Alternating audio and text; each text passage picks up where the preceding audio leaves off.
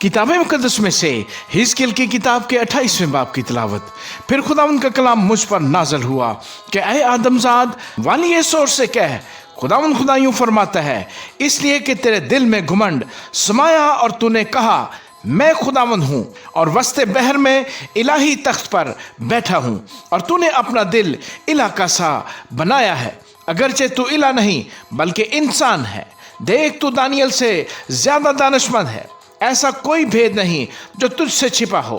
तूने अपनी हिकमत और खिर्द से माल हासिल किया और सोने चांदी से अपने खजाने भर लिए। तूने अपनी बड़ी हिकमत से और अपनी सुदागरी से अपनी दौलत बहुत बढ़ाई, और तेरा दिल तेरी दौलत के बायस फूल गया है। इसे खुदा यूं फरमाता है, क्योंकि तूने अपना दिल इलाका सा बनाया, इसलिए देख मैं तुझ पर परदेशियों को जो कौमों में हैबतनाक हैं चढ़ा लाऊंगा। वो तेरी दानिश की खूबी के खिलाफ तलवार खींचेंगे और तेरे जमाल को खराब करेंगे। वो तुझे पाताल में उतारेंगे और तू उनकी मौत मरेगा जो समंदर के वस्त में कत्ल होते हैं। क्या तू अपने कातिल के सामने यूं कहेगा कि मैं इला हूं, हालांकि तू अपने कातिल के हाथ में इला नहीं बल्कि इंसान है। तो अजनबी के हाथ से नामुख्तून की मौत मरेगा, क्योंकि मैंने फरमाया है, खुदावंद खुदा फरमाता है। और खुदावंद का कलाम मुझ पर नाज़िल हुआ कि ऐ आदमजाद, सौर के बादशाह पर ये नोहा कर और उससे कह, खुदावंद खुदा यूं फरमाता है कि तू खातमे अल कमाल दानिश से मामूर और हुस्न में कामिल है।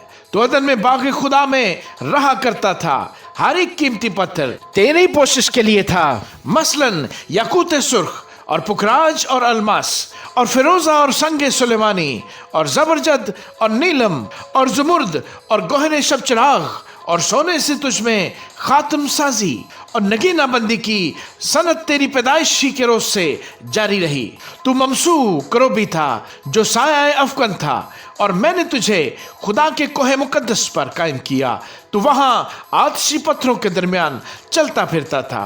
तू अपनी पैदाइशी के रोज से अपनी राह रस्म में कामिल था, जब तक कि तुझ में नारास्ती न पाई गई।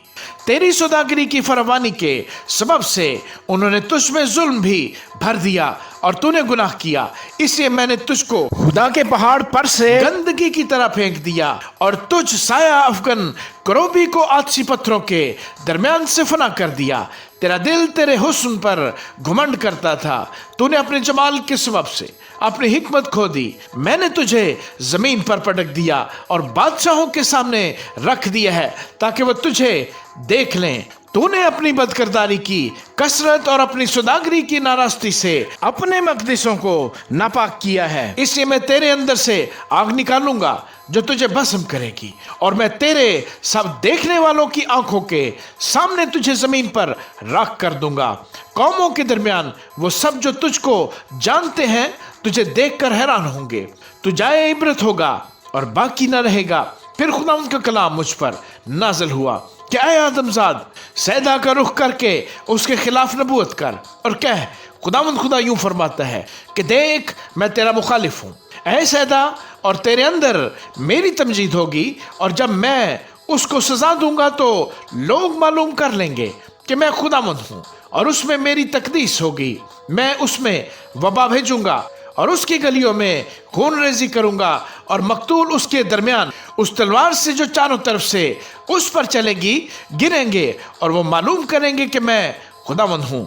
तब बनी इसराइल के लिए उनकी चारों तरफ के सब लोगों में से जो उनको हकीर जानते थे कोई चुभने वाला कांटा या दुखाने वाला खार न रहेगा, और वो जानेंगे कि खुदावंद खुदा मैं हूँ। खुदावंद खुदा यूं फरमाता है कि जब मैं बनी इसराइल को कौमों में से जिनमें वो परगंदा हो गए जमा करूंगा, तब मैं कौमों की आंखों के सामने उनसे अपनी तकदीस कराऊंगा, और वो अपनी सरजमीन में जो मैंने अपने बंदा याकूब को दी थी बसेंगे, और वो उसमें अमन से सुकूनत करेंगे, बल्कि मकान बनाएंगे और अंगूरस्तान लगाएंगे और अमन से सुकूनत करेंगे। जब मैं उन सबको जो चारों तरफ से उनकी हकानत करते थे सजा दूंगा, तो वो जानेंगे कि मैं खुदावंद उनका खुदा हूँ। आमीन।